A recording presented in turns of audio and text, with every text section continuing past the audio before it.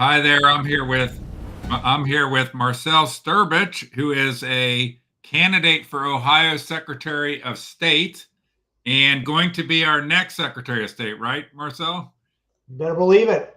I love outsider candidates that are not, heavily connected with the swamp candidate system we typically have going on in Ohio, and I think you're one of those candidates. But what I'd like to do real quick is I'm going to let you introduce yourself. Then I want to talk a little bit about your involvement on maybe not some candidate things, but I know you were involved in some litigation over a Montgomery County issue with the Board of Elections. It's in the wheelhouse of what you're running for. We could talk about some other things going on with boards of elections that I think is a mutual interest. And then we'll talk some about your campaign. But before we go back and start talking about some of the mechanics in the past, why don't you just give everybody a quick introduction of who you are, why you're running for Secretary of State, and then we'll take it from there. Well, first of all, I'm a husband. I'm a father of 3 young children. I'm living here and now a resident of Ohio. I served in the 9/11 post-war on terror, the entire spectrum of conflict. I saw the forever wars. I lived through them.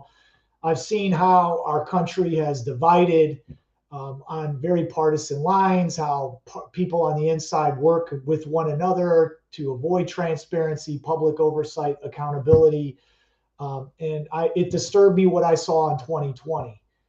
As an intelligence professional, one of my biggest focuses has always been threat assessments, risk management. Okay. And I look at the way we conduct the election systems, and I think, what a joke on a lot of fronts. How people get onto election rolls, how they are not properly validated. You try to bring this up. I mean, you've done exposés. You bring forward a 257 challenge, which is a challenge to a voter record that's inaccurate. Yeah. Right. People live out of the state.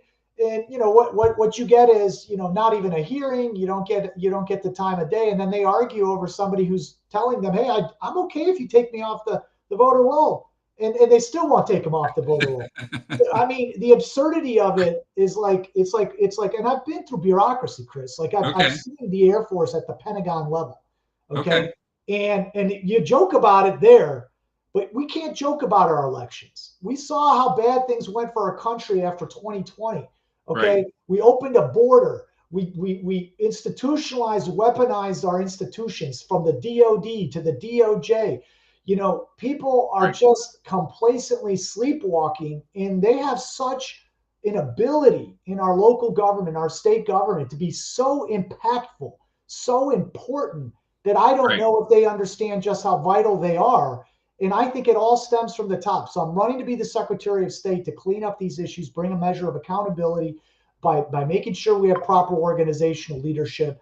And yes, I've not just said these things, I've done these things as a constituent advocate for over 2 years till I realized Okay. there's So nobody to do you've it. made me thinking, and before we jump in deeper into the elections part of it, so the Secretary of State does a variety of things, business formation, being another key aspect of the Secretary of State's office. When I set up Watchdog Wire LLC actually in 2022. Okay. And then I never really did anything with it for several years. And I was impressed, at least it was online, because I had set something up before that and it was still manual paperwork. So before we jump into any election stuff, and I wasn't even thinking to ask you about this, as a Secretary of State candidate, are there, because that's another big part of that office, business formations and corporations, LLCs. Is there any things that you think are hot buttons in that category that need improvement in Ohio? Yeah, there's always areas for improvement. The areas that people struggle with at times are first-time business owners, because for the Secretary of State, they're processing over 100,000, more than 100,000 applications of new businesses, incorporating the licenses. They're managing trademarks, informing people when those are expiring. So that's a big revenue generator for the state. I mean, Right. if you look at our last budget, it's like $40 million. So that's that business services division. Now, it doesn't get a lot of fanfare because you're facilitating new businesses. Right. You're not creating them. You're ensuring that the people who are creating businesses go through the letter of the law, that they're properly registered, that they'll be properly taxed. So it is an essential part of Well, ensuring that we know who's in our state. I can say that back some years ago, I thought I was going to have an LLC in Florida and it was all online, and the version in Ohio was not. And then when I did it for this in 2022, it was online. So at least Ohio is where Florida was. And so hopefully we're keeping up, because that's part of being attractive. But let's move on to the election area, because that's Sure, a lot to talk about. a hot button thing. And I'm interested because you talk about there's two sides of the equation, which is, which I think are fundamentally broken. There's a lot of things that we're lucky, knock on wood, to have it as good as we have it, right? But there's things about them that are red lights or yellow lights blinking on campaign finance and campaign finance reporting, as well as, it's top of mind for me right now. And it when you said a 257 challenge, boards of elections and the voter rolls. But, campaign finance, and I'm going to work back to your case you had on the Board of Elections in Montgomery County. But campaign finance, obviously, we're fundamentally broken when there's a $61 million Larry Householder bribe scheme. And to this day, where was that money reported? And, I can point out, there's literally in every campaign cycle, there's hundreds of thousands of dollars of help that's never reported anywhere, typically through the big political machines. And we saw that at 10 times multiples under Larry Householder. What's your comment, or when you're running for this office, on that area of campaign finance reporting, which, based on the way they've changed in the budget, the Secretary of State is going to become more important in that role than he is today? Yeah, absolutely. You see, the Ohio Election Commission is being stood down at the end of this year. So for decades, they had the role or the responsibility to dig through those improprieties and to fine people. Well, as they've accumulated, what is it, Chris? $96 million of unaccounted for, unpaid, unpaid. Yeah, unpaid fines. Now that mission is going to go to the Secretary of State's office, which is now going to oversee that. And I'll tell you, one of the things that concerned me in the lead up to me announcing my run for this candidacy is how much power is accumulating in the Secretary of State's office. The budget is $65 million. Okay, let me give you some perspective, and I'll talk campaign finance and what I think we should do. John Husted was the Secretary of State in 2018. He had an $18 million budget. We grew the Secretary of State's budget 325%. Now, that's quite a growth trajectory. And so what did we grow? We grew large bureaucracy there. We have now what's called the Election Integrity Division. Legislature's now given them plenary authority to investigate a range of issues, which will include now campaign finance. My question, and I look 5-10 years down the line as a military officer, yes, sir, because I'm not doing this or seeking public office to be in politics for my life. Politician. My life's pretty much already set. I've got my title, Lieutenant Colonel, family man. I just don't want to see us go down a road that we can't come back and ever have any oversight of these issues and systems that are important. So when it talk about the campaign finance side, just like voting systems, you've got to have a third-party independent auditor come in that is not affiliated with the Secretary of State. I couldn't agree more. I could not agree more. It's what they do in the private sector. Right. And so if you're going to put some money on that, then that creates the conditions where all actors, even the ones in our one-party state, are hyper vigilant and they don't want to mess things up. I'm not sure that that's happening. I'm concerned that what will happen is at some point you'll get a Jocelyn Benson type of Secretary of State who's in Michigan, and they will utilize that plenary power that Ohio Republican legislature gave that office, and they will weaponize that. And I'm not even going to go so far. I think they already do that, by the way. I think in Ohio it already gets weaponized. Yeah, right. So I'm not even going to go so far as to say that, let's say my candidacy doesn't attain a level of scrutiny. That's why I do everything by the book, very detailed, because I know that for those that would dare come in and challenge that system, they're going to face the greatest amount of scrutiny. Well, and let me be clear. In my opinion, I'm not putting words in your mouth, is that you're an outsider candidate. If you screw up, you're going to get it weaponized against you. If you are an insider candidate and you do the same messed up thing, you're going to be protected. That is the way that it works in Ohio. And so, and I'll give you an example, and it'll be interesting for you to comment on, with Larry Householder. So what happens in Ohio is we don't have an attorney general's office that ever gets anybody on this stuff. We don't have a secretary of state that really is diligent on it, our boards of elections locally. And so the feds get involved. So Larry Householder gets, so who are the downstream people that weren't involved in the original Larry Householder Fed stuff, okay, that have ever been brought to justice. Where are the second tier people? We have some of in our area, like Steve Caraway, Megan Fitzmartin, people that ran the operation. Not a single one of them was ever held accountable. Actually, if you look at them, they all got job promotions. Megan Fitzmartin became like the top political advisor to Stevens or something. They all got promotions. Stephen Caraway got head of the County Commissioners Association on the Election Commission.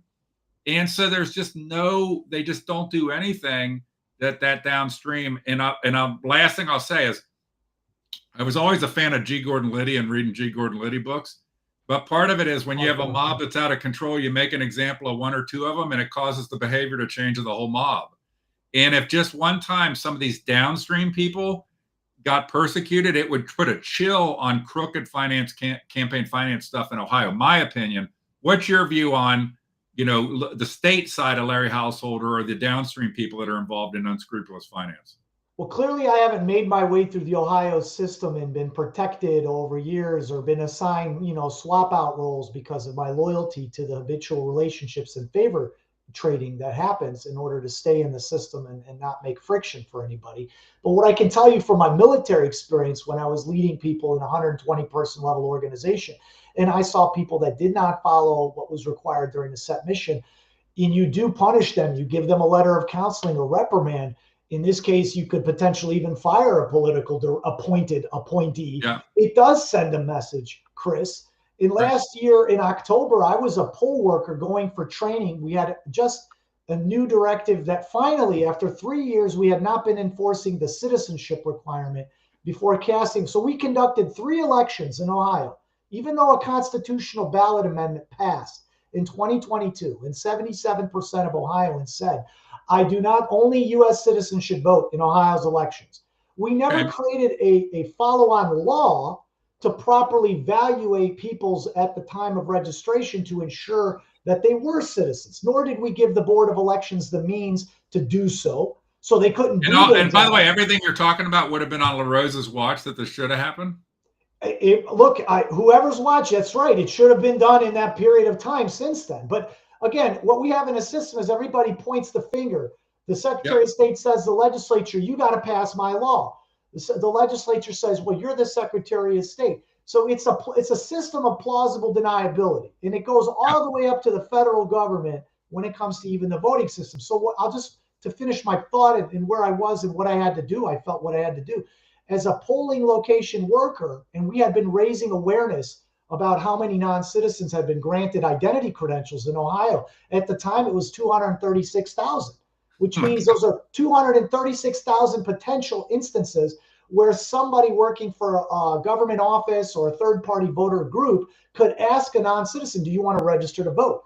And if that non-citizen doesn't admit and they choose to just proceed with it, there wasn't really a mechanism, and it still isn't today, which is what's absurd about this, to be able to qualify if their statement is truthful or not. So was this, I know you had a Montgomery County case that had to do with the Board of Election not following directives, even directives from, and so was that case tied to this, or what was the deal with that case? The deal was, as a poll worker, they were supposed to train me and every poll worker the month prior to the 2024 election to look on the back of the driver's license for the citizen designated marking, non-citizen marking.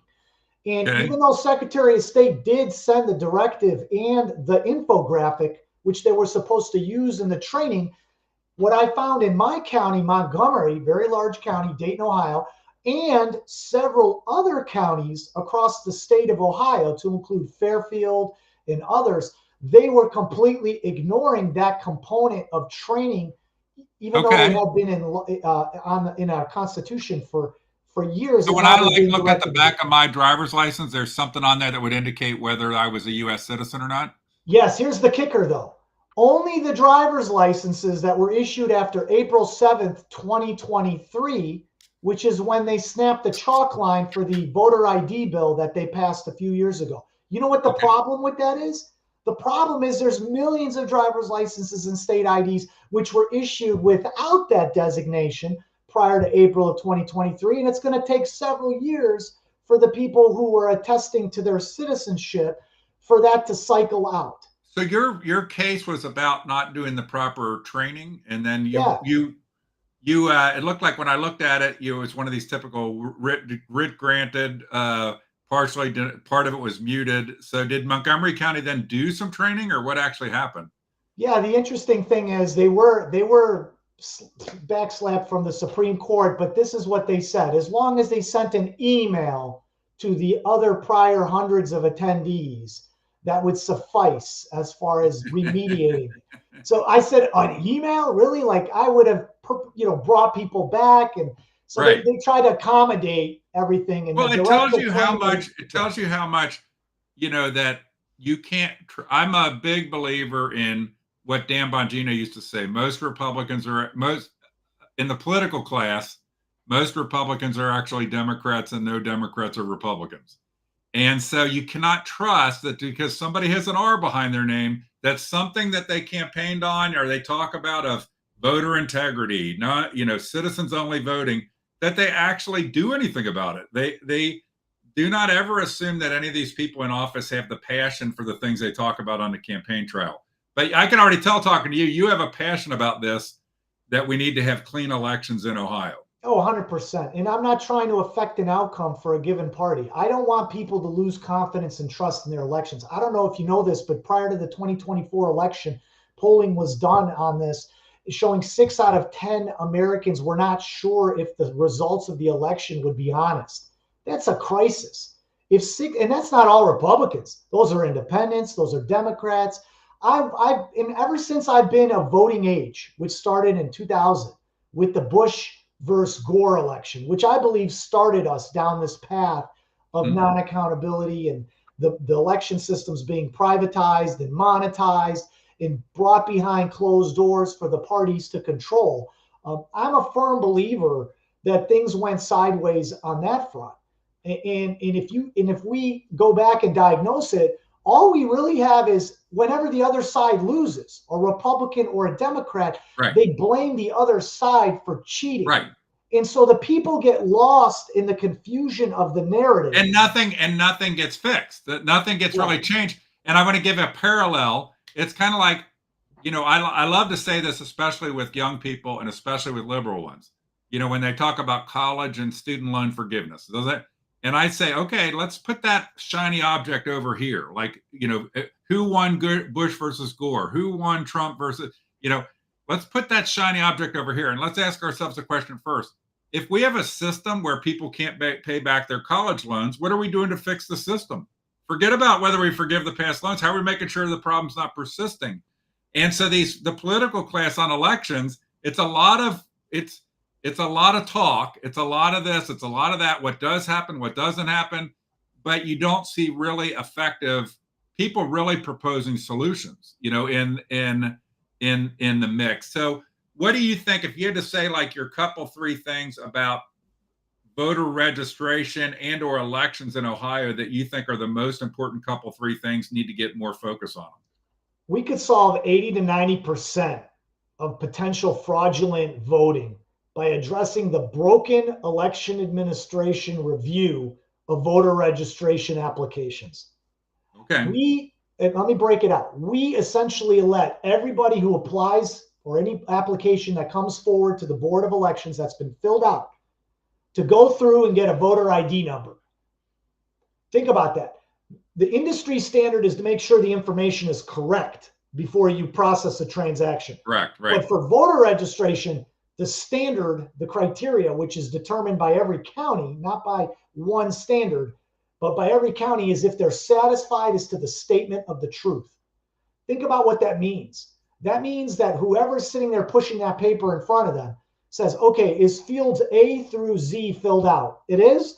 Good. I'm inputting it, and let the Secretary of State and the Bureau of Motor Vehicles figure it out. So what that leads to is the following. Inevitably, tens of thousands of those registration records that now have voter ID numbers, which means they're legitimate in terms of getting access to a regular or mail-in ballot, have never been fully qualified for eligibility. To me, that is the biggest mortal sin of this system, is that we have not equipped the County Board of Elections, number one, with identity, residency, and citizenship information, even though we are swimming in this society in data. and it would be lucrative. This is the Right. funny part about it. It would be lucrative for companies to provide the commercial identity evaluation services, Right. which is what the election systems are about, making money for a lot Well, of different people. just think how many systems there are, like somebody getting a car loan or something like that are out there that verify somebody's identity real time, almost real time in that mix. So that front end, what's so funny is I see, like, I've had issues with the Hamilton County Board of Elections, the Claremont County Board of Elections, and the Adams County Board of Elections, all three. And it's interesting to see they just have wildly different interpretations of what they're supposed to do. And I'll give you an example that's not one of my Aaron Haslam examples, is that if somebody doesn't file a campaign finance report on time, okay, is Brown County, I know because I asked them, and I believe Adams County also, but Brown County for sure, they contact the candidate because they call them up and say, hey, we didn't get your report. And if the person's like, if it's not a habitual problem, the person be like, oh shit, I forgot to, and they'll give them like 48 hours, okay, which I have no problem with that. Other counties like Claremont seem like they sometimes give people time to fix it. Other times, if it's somebody like me, I'm going to get immediately referred, so it seems very uneven how, and I don't know if there's nobody's keeping any statistics.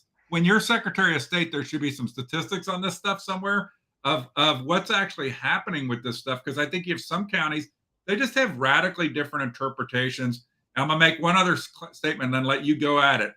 It's kind of like in Adams County, I'm trying to get a hearing on somebody who says they have an apartment where they don't use enough water to be taking a shower in the apartment. So they don't use enough water. The water records, when you're a member of the press, you can get water records from municipalities. So they clearly can't be living there full time or any notable amount of time in there. And then they interpret the statute. You're probably familiar with it. It says based solely on the records of the board. They interpret that as that's all they look at. We only look at our own records. And so any outside evidence in there, but the whole like hodgepodge of how boards of elections interpret stuff, how they act, the kind of people on them, just help us all to understand under your administration how you would try to, what you see as the big issues and how you would try to address them. The big issue is we've got to invert where the current emphasis is. I'm going to talk real quick registration and shift to some of those points about inconsistency in application of the law and interpretation of the law. We've got to take it away from a central focal point like Secretary of State, and we got to push the functionality and the mandate down to every county board of election with clear criteria and standards by which they're supposed to evaluate, whether those be incidents that are occurring at the polling location with malfunctioning voting systems. Nobody tracks that on election day. There's situations that go unreported about problems with voting machines because nobody creates an incident report. Who would have thought it's so difficult to create an incident report, which then you can review and hot wash after an election? It's like they don't want to have to necessarily trouble them. They just kick it to the vendor, and the vendor wants to sweep that under the rug and move forward.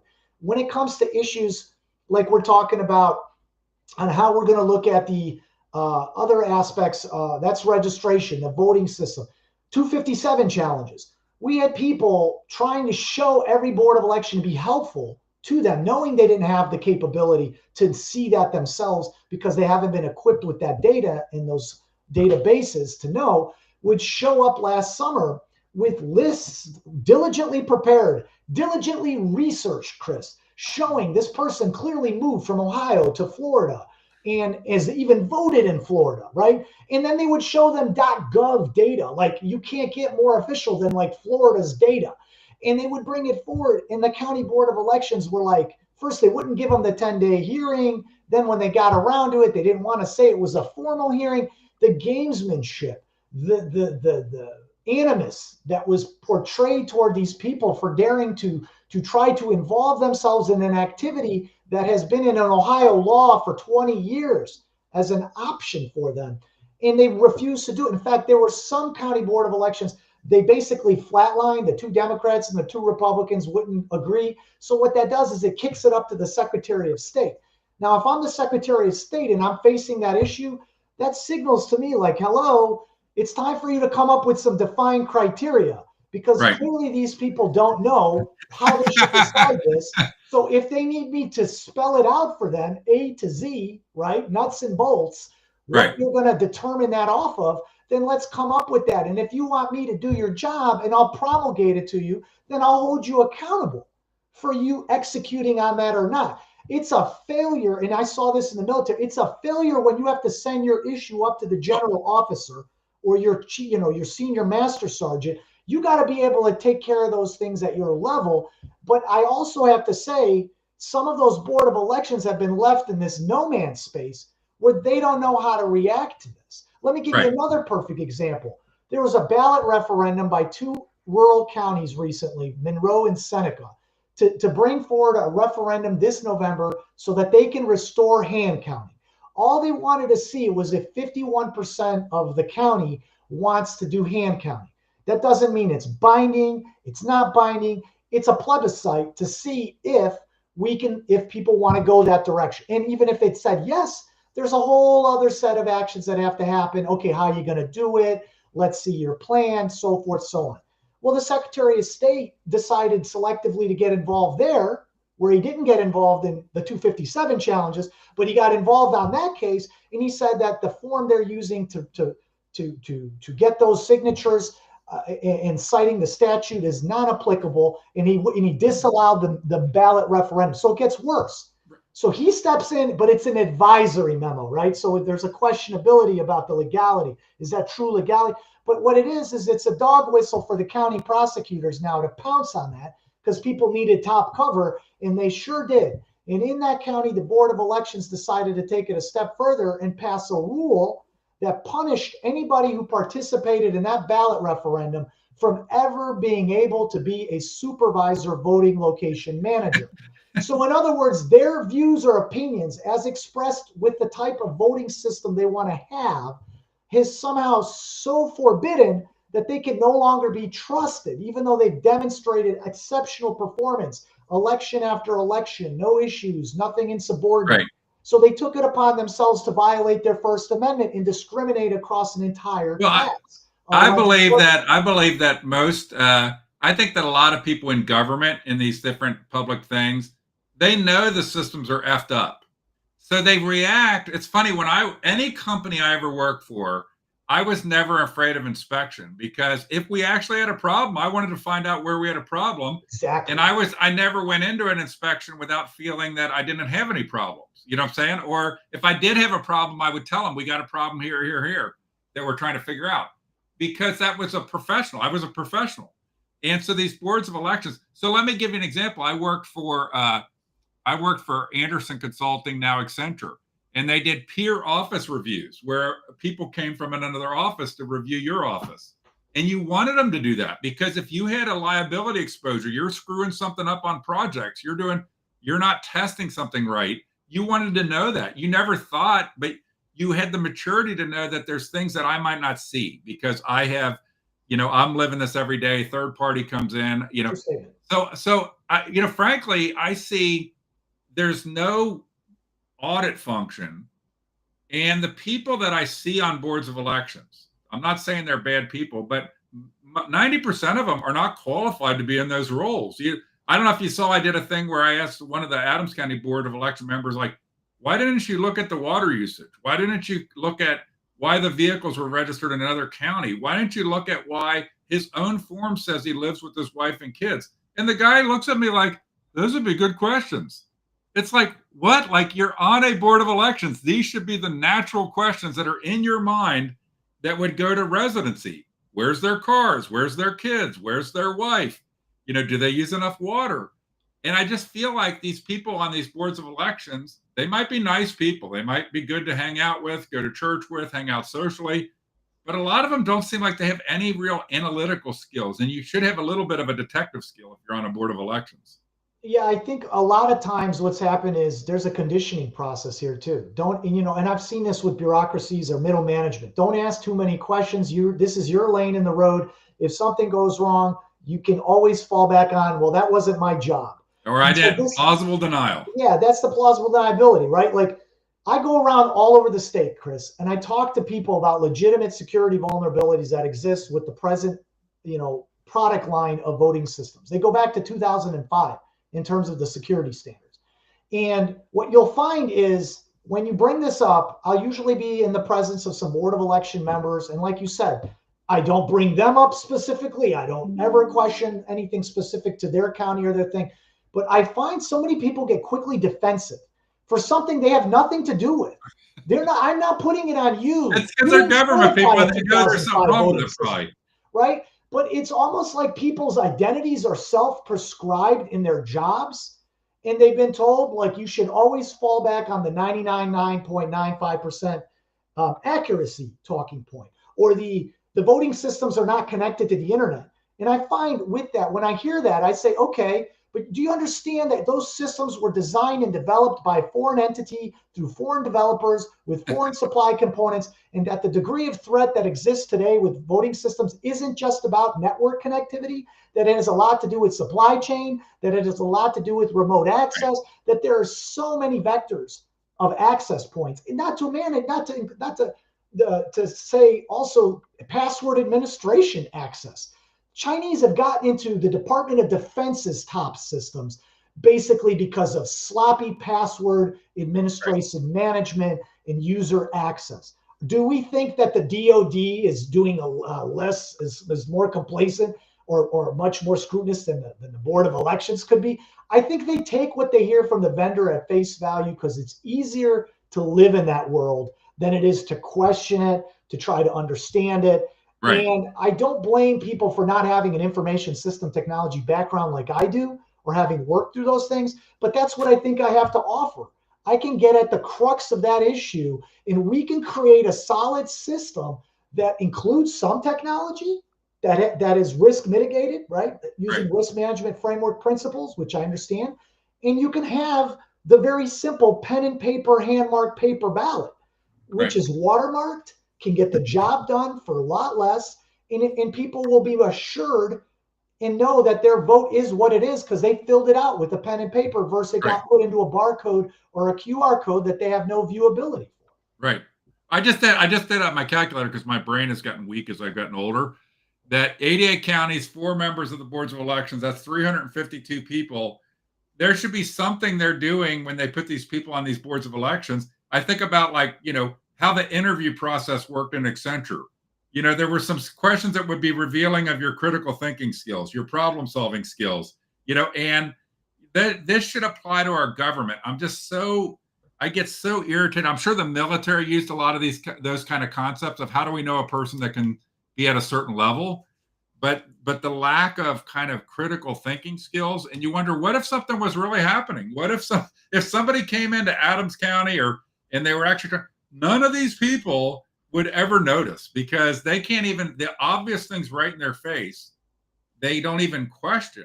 And it's just scary to think that it could be, that our elections could be bastardized by, at all levels, poor registration, poor training, people on boards that don't have the cognitive skills or the critical thinking skills to really dig into things that are look for the threats. I don't understand why in our board of elections, I've run reports, you've probably done this, where you can see, you look at addresses, how many people are registered at the address, how many of this, how many of that. You can see the clues are not hard to find. And you can tell cross-reference, well, this one has a lot, but it's a retirement home. So that's a different scenario. Then why does this, I want you to talk, not me, but I remember once campaigning and going door to door, and I was hitting houses that had lots of registered voters. I go to this house that had 6 registered voters. And it looked like an abandoned house. It was no curtains in the windows, no nothing. It's like, how does this have 6 active voters? And last thing, then I'm going to shut up. In Adams County, the former prosecutor, David Kelly, was registered in Arizona simultaneously with being registered in Ohio for 2 years. Okay, so when you have the higher ups that should know better, right? A prosecutor, and that sends a signal. If prosecutors can do it, illegals can do it. Everybody can do it. Just do your own thing. React to anything you want to react about what I just said. The laws don't preclude or don't prohibit or don't set a standard for how many. I mean, I've seen a halfway house in Cleveland with 400 registrants, and they have maybe 200 beds. So, and I've seen people registered at U.S. postal offices.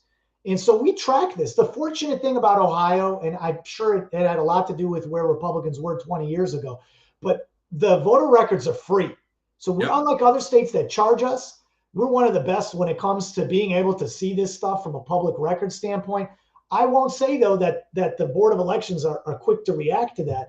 I think they're waiting for the Secretary of State to say or do something because that's the way they've been conditioned, right? Because I think that in the past, what has happened is they've done some things to try to get ahead of these problems with voter list maintenance, and they did something errantly, maybe, right? Willingly or unwittingly, and then they got schwacked.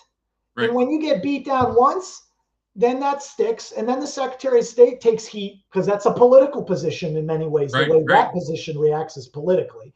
And so at that point, they're thinking, okay, well, let's just wait till the Secretary of State tells us what to do. So the whole idea that we're using a bottom-up elections approach in the fact that we have laws that say you can challenge voter registrations, but you don't see the actualization of that, has a lot to do with the politics, the culture that is in place based on who the Secretary of State is. If the Secretary of State says, you will never remove a voter from the rolls until I tell you, and then he creates a process where he does it once a year, it's big fanfare, it has a bunch of PR record releases, Ohio removed 200,000, then guess what that's going to lead the 88 County Board of Elections to do?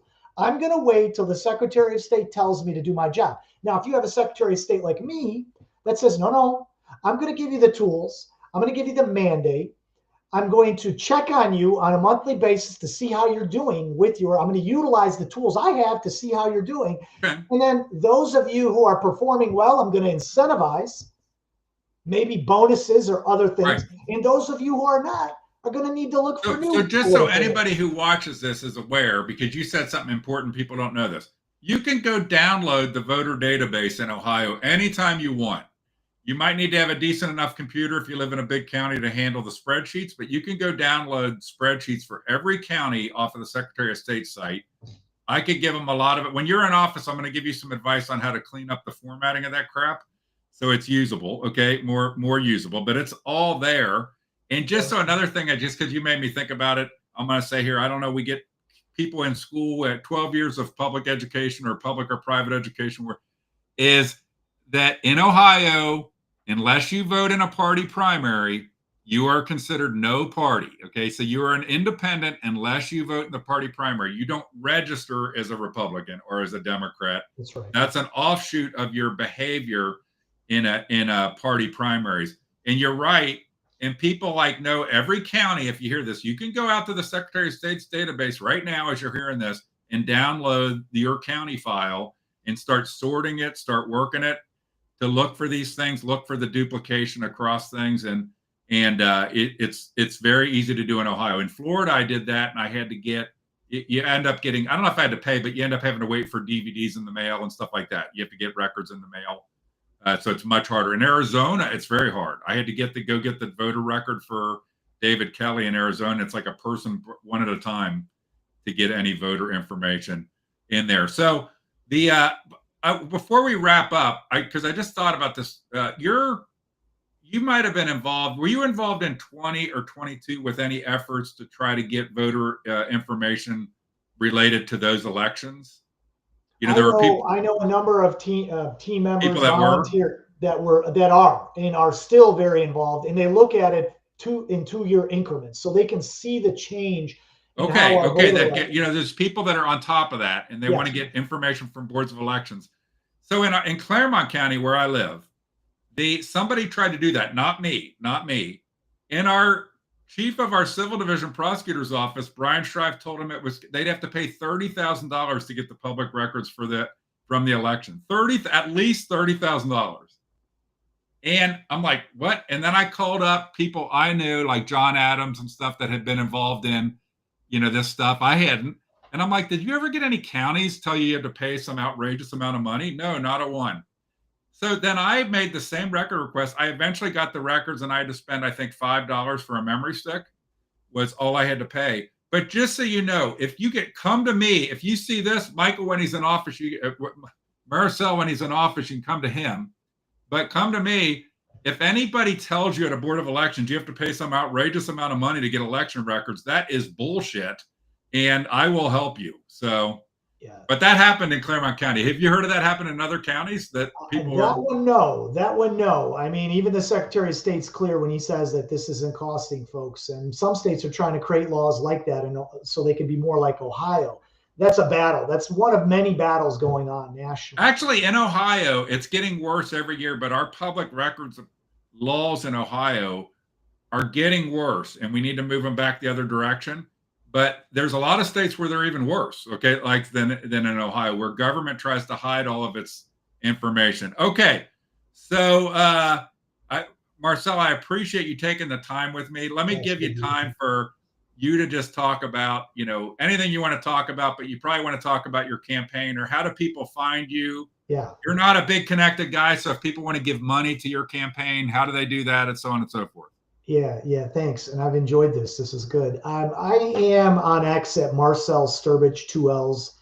It's Strbich. And I'm on Facebook, Marcell Strbich for Ohio. We've got our campaign website, which is Strbich for Ohio, spelled FOR, spelled out. And yes, I mean, I'm asking every single Ohioan, look, you've been watching this carousel game of Ohio Republicans maybe for the last 2 or 3 decades, right? And a lot of people run are good people or nice people, however you want to, delineate them. But they're not always the right person for the right job at the right time. We have a president that's called on Ohio to do more to close these voter vulnerabilities and risks and weaknesses in our system, get on top of it. And we're going to have a new governor, and he's going to need people that are going to come in with an outsider perspective and that have an industry background, that have a military background. I'm uncompromising in terms of my principle to address these issues. It's the only job I would even consider running for public office right now, even though people have told me, yeah, why don't you do it at the local level? Why don't you go in the legislature? No, because this is the greatest need. And I'm the type of person, the way I joined the military after 9/11, I go to where the greatest need is. Our country is either going to survive or be torn apart on the basis of the election systems and the outcomes of them. And if you need any evidence of it, all you need to do is remind yourself about 2020, which I lived through the heart of in the DC area. And I watched the military get deconstructed into DEI instead of merit. And so that really activated me to get out there and realize, okay, so you've been 20 years apolitical, but now you're out. Now you have to do something at a local or statewide level. So I jumped into this. And if I felt that there was a better candidate, Chris, who had my conviction, had my knowledge set, had followed and worked on these issues for 2 years, and would be willing to move in the direction or take my advisement and have the chutzpah to do it, I would be happy to just support them, raise my young family, and not, deploy to Columbus, where I'm sure it will be lonely for somebody like myself to operate in that space, considering everyone's going to be wanting a status quo. So this is your opportunity. I'm the only race in May of 2026 that is unique in this way, that hasn't been christened by somebody within the party or hasn't been predetermined or handpicked to run. And I honestly think we have a great shot because the people we're running up against don't have the name ID. They don't have a record of doing it much in 20 years. And the electorate just doesn't care anymore. Well, it's also musical chairs. Approval. It's musical chairs. The qualification for a lot of these offices in Ohio and for the insider ORP people is my term limit is up in one office. So now I'm all of a sudden the right candidate for another office. Right. And I love that. I love Vivek is breaking that. I'd love for you to break that too, is that it's not just move, because your opponent is Robert Sprague, who's coming from termed out at treasurer. And now all of a sudden you're termed out at treasurer. So now you naturally should just be some other position. Listen, they should want the job. It's not an easy job. They should want it to do something and affect positive change. Instead, the gentleman in question first announced running for governor. So he really wants to stay in the system to get a shot at that someday. So if you want to stay electable, what do? If you're a politician, you're a career politician, you want to not make friction. You want to not do anything controversial. Well, we've allowed this situation has devolved into this after 20 years because everybody stepping into this role doesn't want to take on friction. So this is why we have the system that we have. So the only way you break it is you bring somebody in from the outside with clarity, vision, conviction, competence, Right. That could be and you let Vivek, them Donald go at Trump, it, and you surround them with people like that. And that's how we're going to start moving the dial, which we haven't been doing in Ohio for the better part of So 2 in decades. closing, I see you wearing a Charlie Kirk shirt. Yes. And and I'd say, and I mean this in a positive way. I tell people, like, people talk about Charlie Kirk's Christianity, and I say there's lots of people who are Christians that are notable Christians. He brought pizzazz to it by being able to go into the lion's den and debate people and discuss ideas and not be afraid to talk to your enemies, and engage them and still love them even though they're, that kind of thing. So, are you of the Charlie Kirk school where if Robert Sprague would offer to you to do 5 debates across the state, you'd be glad to do that? Man, we make it like a Lincoln Douglas thing. Lincoln Douglas, right? We go Lincoln Strbich, Douglas Sprague. 1856 on him if we had to, Chris. Yeah, No, I I would. think Wouldn't I you think he love? doesn't want to be in a place that I'm in. I don't see why not. I think our ideas need to be, if anything, anybody going up against a Democrat needs to sharpen Absolutely. This is why primaries are so important. Exactly. Because at some point, the facade of the ORP will fall out from under it, because something will happen at some point because we don't really get people to be sharpened. I heard somebody in the Claremont County party about, oh, primaries are just a waste of money of Republicans going against Republicans. I'm like, well, if that was the case, Hillary Clinton would have been president because Jeb Bush would have been the candidate in the 2016 primary.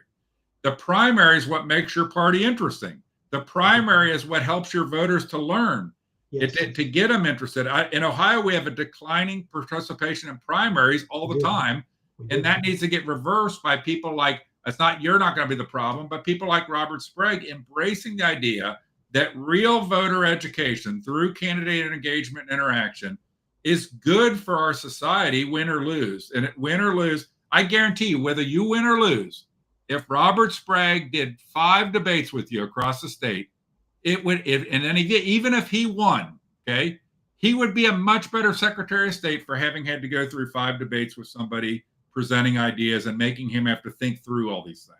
And I'd be there to support and help to achieve the outcome or mission because I'm a mission-driven candidate. I'm not here to get into office. So, that's the whole purpose is we're driving that hard. That's why we got people noticing this campaign. I think we're going to have some very high-level endorsements coming up. I look forward to sharing that with my support base and also building upon that. I'm all over the state. I've been almost to, I think, around a third of the counties thus far. I do 3 or 4 events every week. I'm working for it. I've got the ideas, the vision, and I've got the will, most importantly. And where do you live? You told me this, but where do you live? What area of the state? I'm outside of Dayton. I'm in the Dayton. Okay, so you're kind of in at least in the southwestish Ohio quadrant so you're in the same quadrant that I am. So, okay, well, anything else? Any last closing comment? No, I appreciate it. Keep up the good work. We need people to shine light on everything, and people need to start, seeking to answer questions. We serve at the government to behest the people. We have to remember that. And I look forward to following your work and seeing this platform grow. Great job. All right. Thank you very much. Thanks for taking the time. So Marcell Strbich, the candidate for Ohio Secretary of State, and I think you got to practice that a couple times. Before we hang it up, say your name 3 times just so everybody can remember it. Marcell Strbich, Marcell Strbich, Marcell Strbich. Marcell Strbich. Now, Sprague has a name too. His is easier to flow, So Marcell Strbich, you got to make it. Everybody's got to at least remember that name and at least consider you. And may the best man win in the primary. Thank you very much.